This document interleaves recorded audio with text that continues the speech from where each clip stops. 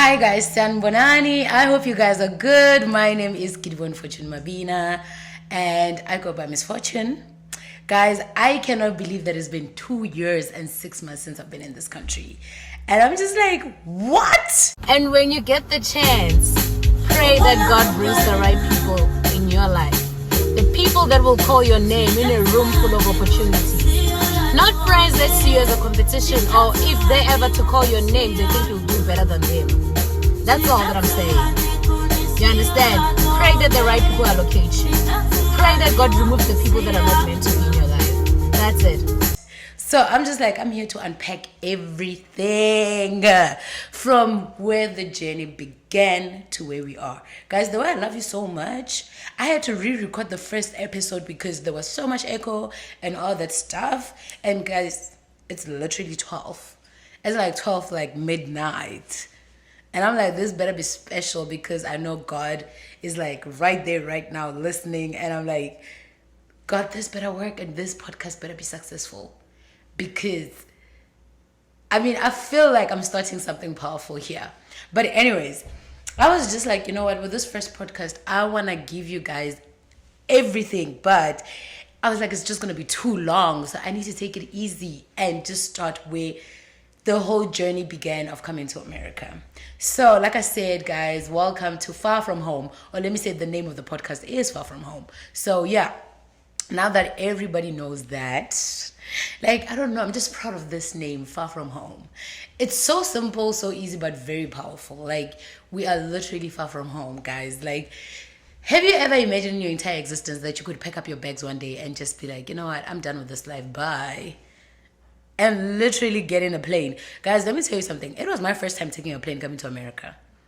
Like, I've never taken any flight, like, let alone to just fly from Joburg to Cape Town or fly from Joburg to Durban. I had never in my entire existence. So I'm just like, girl, you brave. You better pat yourself.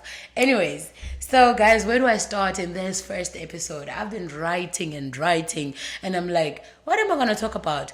And right now I was like, I wish somebody could be interviewing me. But one day maybe that might happen. Anyway, so right now I'm just like gonna just go into how I came to America. So a lot of people have been like, Giddy, how did you come to America? Which I believe I've been telling people the story over and over. But from now on, if somebody asks me, Giddy, how did you come to America? I'm going to be like, go look at the first episode of Far From Home. Anyways, this is a long story, but you know what? I'm going to try and make it short. If I can't make it short, I'll do it into another episode because I'm just like, I don't want you to lose interest while you're watching. So anyways, let's start from the beginning. This is 2018 when I found out about the program Au Pair. So guys, those who don't know, a little bit of me, like a little bit background about me. I was a daycare teacher at the time, working for one of my beloved, whatever, I don't want to go into details for that. But yeah, I was a daycare teacher at the time, and I met a girl who was an au pair in South Africa. And that's when she asked me, she's like, Giddy, why don't you become an au pair since you work at a daycare? At the time, I did not even know what is an au pair, guys. But listen, the way I like things, the minute she mentioned the word America, she's like, Giddy, why don't you become an au pair? And I was like, what is an au pair? And then she's like, you're going to be working with kids, but in America. Guys, when I tell you that I took that so serious, and let me tell you something. I want to tell you a funny story, right? When I met this girl, we were just chilling, drinking, and whatsoever. And I'm going to tell you this. Don't let anybody tell you that, oh, you can never find opportunities, go be alluring, or that and that and that. Like, God is everywhere. So I'll always be grateful for Kensani. Shout out to Kensani because I'm in America because of you today. It started as a small conversation and you just gave me the name of the company. And next thing you know, your girl made sure that she calls. Like, guys, this is what I always say. Like, if you see on my TikTok, I always post companies and what's or not. Your job is to take the company and Google and call them and ask them everything about the requirements and everything. That's exactly what I did when that girl gave me the company. Okay? So I'm not trying to be funny or anything, but research on your own could be the best thing you could ever do. But anyways, long story short, she gave me the name of the company, that girl, and the following day I Googled, I found them and I called them. They didn't even take time to call me. And I was like, oh my God, I cannot believe these people are like they answered me. And I was like, oh, I heard about you guys. I want to be on au pair. Sorry guys, I feel like I'm leaving some blanks. So this girl gave me the name of the company, which is Cultural Care Au Pair. That was the only name she gave me. And so I made sure that I went home to research the company, and then I called the company, and the company picked up immediately. Guys, like I said, Cultural Care Au Pair, because I want them to also watch this one day so that they can see the woman that I've become. They tried to break me, but they didn't win. Anyways, long story short, we're gonna come back to that anyways. Anyways, long story short, at a time when I called the company, this was 2018 to 2019, I don't remember correctly. When I called them, they were quick to respond. After they responded, they invited me for like, I don't know, should I call it a presentation or whatsoever? But yeah, I went to the presentation. You know, when we get to the presentation, guys, let me tell you something. You know, some people, they will sell to you, huh? Anyways, I went to the presentation. When we get to the presentation, listen, they were like, oh, do you guys know what's an au pair? And I was like, oh yeah, I know what's an au pair is a fancy word of saying a nanny. Not one of the ladies doing the presentation is like, I don't like that. I don't like that. And she tried to put it in this way that is so sweet, modern. I don't know. She was like, an au pair is somebody who's a big sister, a brother. You're going to have a host mom, a host dad. So me being me, because I'm looking for a new mom, a new dad, I'm like, my second chance to having a family of my own that I want. Guys, so during the presentation, they were showing us the lovely lives of other au pairs that are making it in America. Guys, this is sales at the end of the day. Keep in mind. Okay, so they're the things that I'm going to tell you to look out for. Or if you're going to ever go to one of those presentations, these are the questions I want you to ask. You understand? Another thing that I need to explain, being an au pair is between the ages of 18 to 26 with these certain agencies that I know. As other agencies, it could be maybe 18 to 30. I do not know. But I heard that with OVC, like the age is a little bit high. So I don't want to confuse you. Anyways, so while after doing the presentation, they were like, okay, the requirements is matric, license, and 200 hours of working with kids. So I don't want you to forget that. I want you to keep that in mind, that when it comes to this, they have certain, there's like an experience that they're looking for with kids. Well, all I can say is that other people do fabricate the evidence, so you know what. And they don't want you to have kids, and you shouldn't be HIV positive and all that stuff, because you are going to do your physical blood works and everything like that. So the minute they told me the requirements they were looking for, I knew that I had all those requirements. So for me, it was not a problem. The issue started when they said the program is 13,000 something. At that time, that's how much the program was. But by the time I managed to pay the program was like 17,000 something. So in total, with the visa and everything, I spent like 20,000. So guys, I need you to keep in mind that when you take these opportunities, it is not free. You understand? It is not free, but here's another thing. You need to look at it at a brighter side.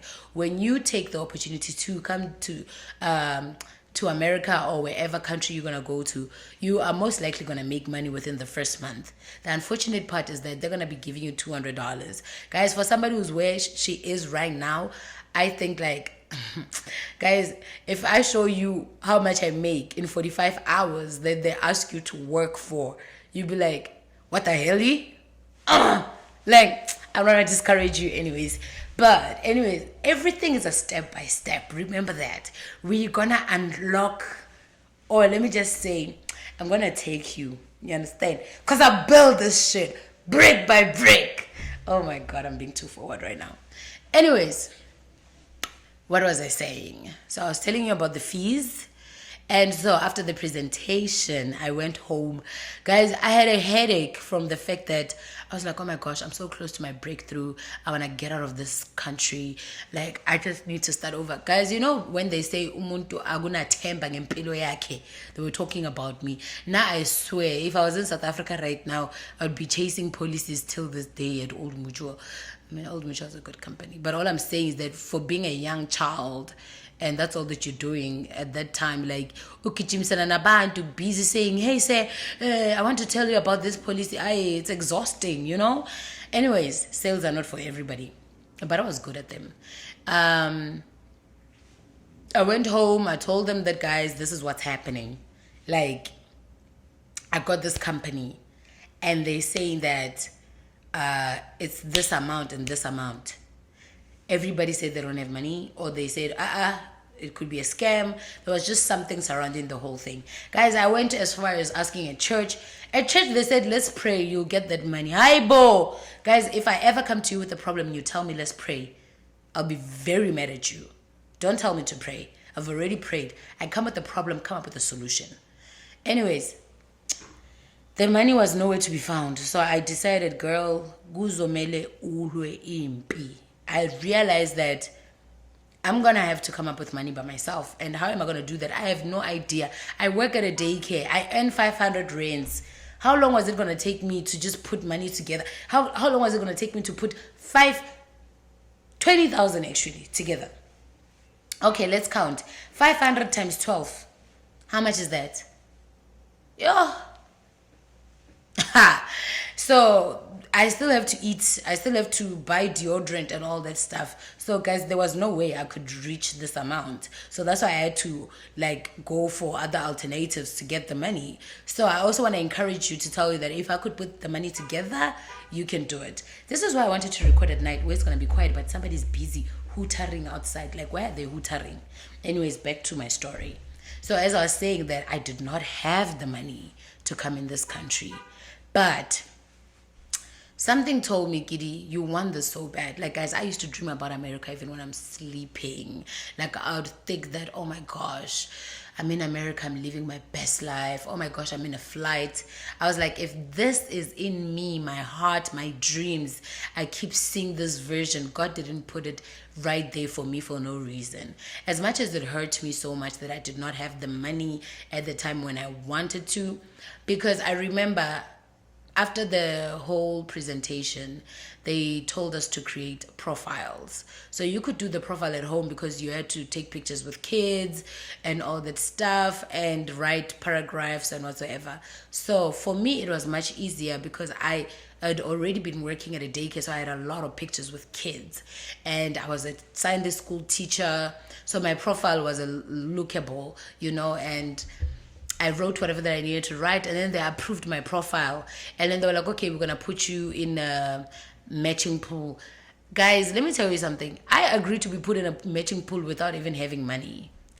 And then when I was in a matching pool, within a week or two, I got a family, and the family wanted to pay for me to come and work for them. But the agency said, no, we cannot allow you to...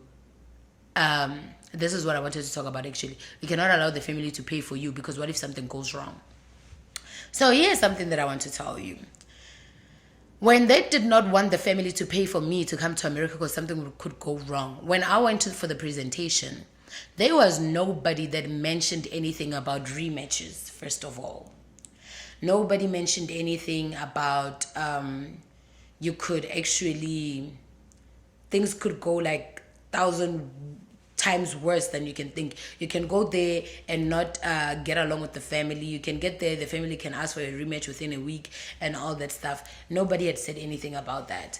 And so this is why I'm saying, when you go into those presentations, please ask as many questions as you possibly can.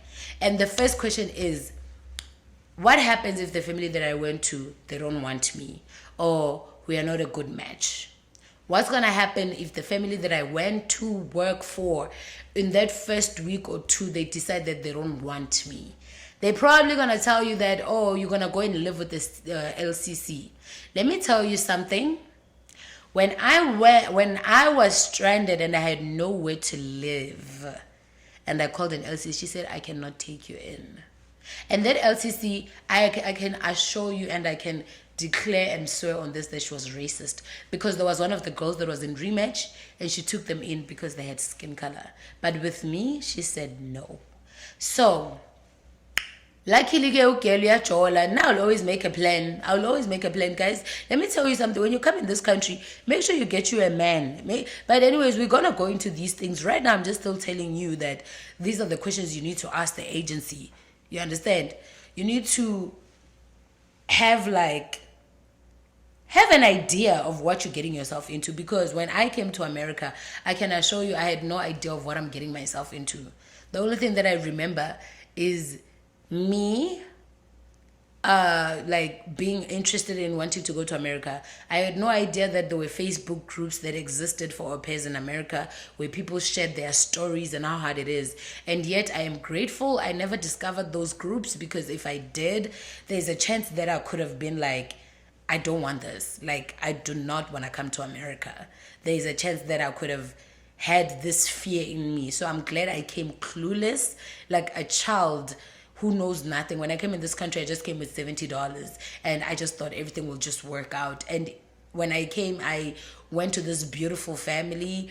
When I got there, I arrived on Friday, so the following week I was already being paid my $200.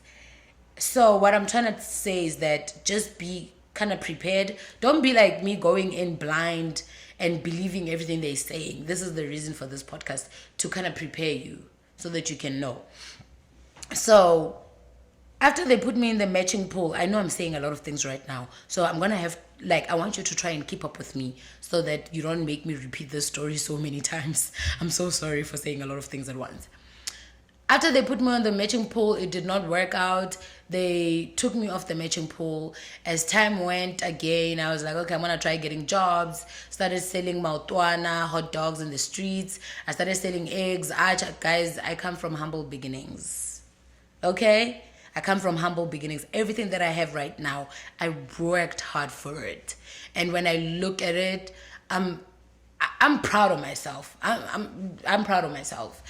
I remember trying so much to put the money together, and I finally did. So when we talk about determination, if you want something, the question is, what are you willing to sacrifice? How much do you want it? You understand? I let nothing distract me. I cut my hair off. You know what? I became a boy for some time. I was just like, girl, you're going to do whatever you can to get that money. Until one day God said, you know what? I'm going to try you. You're going to get a job wiping tables at a restaurant. And I started doing that. Then from there, I went to work at another restaurant as a cashier, earning $4,000. Then from there, I found myself at Old Mutual. I worked there, and that's how I was able to put the money together. Then I called the program again and I was like, okay, guys, I am ready for America. And that's when they put me back to the matching pool. When they put me back to the matching pool, this is what happened. Immediately when I meshed with the family, the agency was like, Giddy, these are the things we want you to do. So the first step, if my mind serves me right, they had to call the family and be like, okay, Fortune told us you want to match with her. And then they agreed. We had an agreement or something like that. Then after that, what happened? Oh my God. It wasn't really much, but I think there was some admin involved there. And after we matched, they told me that there were certain steps that I need to follow. And they said they're gonna update my is it itinerary or something like that in your portal, whereby they're gonna upload my flights. And then they told me that I have to go do an interview, but they also asked me to do a police clearance, which I did.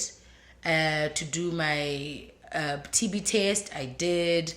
Blood works, I did. And then there's this form they give you where you're gonna fill everything. No, the doctor, I think, has to fill in the forms to check if you have HIV or whatsoever, anything that could be health concerns. So I know a lot of people have asked me before, what happens if I'm HIV positive? That is a disqualification. You're not going to qualify unless you can find a way to hide that. But when you get here, unfortunately, you're going to need medication. So unless you can lie and say you got the HIV here, I don't know, honestly. But I did all those tests. They asked me everything, and then they uploaded. My profile was finally complete. Then they told me that I should, I think you create an account and then you fill in the information for your visa. On my visa application, guys, I was as honest as I possibly can be. I filled in everything that I need. Here's a tip. If you are ever asked on the application, do you have a family member in America? You say no. But also the good thing is that the agency is also going to help you, like, with all that information. Because I know you probably be wondering, like, how do I go about the interview questions? What are they gonna say? Don't be nervous. I always tell a lot of people that I know that curiosity gets to you. I used to be like that, where I would be nervous and I'll talk to my host mom and I'll be like, oh my gosh, my interview is coming up. I don't know what they're gonna ask me. And she's like, oh, calm down. I've been to the interviews before. They're not gonna ask you difficult things. And when the agency finally prepped us, they were right. So there's no guarantee that you're gonna pass or you're gonna fail when you go there. But when they ask you questions, just answer as honest as you can be. Now, one of the things that I did, I don't know if this helped or did not help. I made sure on social media I did not post crazy things that could maybe have me or sabotage myself when it comes to host families, because some host families, when you want a family, they go through your socials. Another thing that I made sure I do not do, at the time people were like, oh, for your visa they can check up online what you post, your footprint, because I believe they do background check. I just don't know how far they go. So I had deleted a lot of things. So I don't know if that had to help with anything. I don't know. But I finally passed my visa, guys. So I can't say it was like so much things that they asked. They asked me 4 questions. Do I know the family that I'll be working for? Do I know the kids' names? Do I know the house number? And yeah, those were the things they were asking, you know? I think whatever they're going to ask you relating to the job in America, and they're gonna ask you when you come back to America, what are your plans? And I said I have a background of a daycare, so when I come back I would love to open a big daycare for myself because I love kids.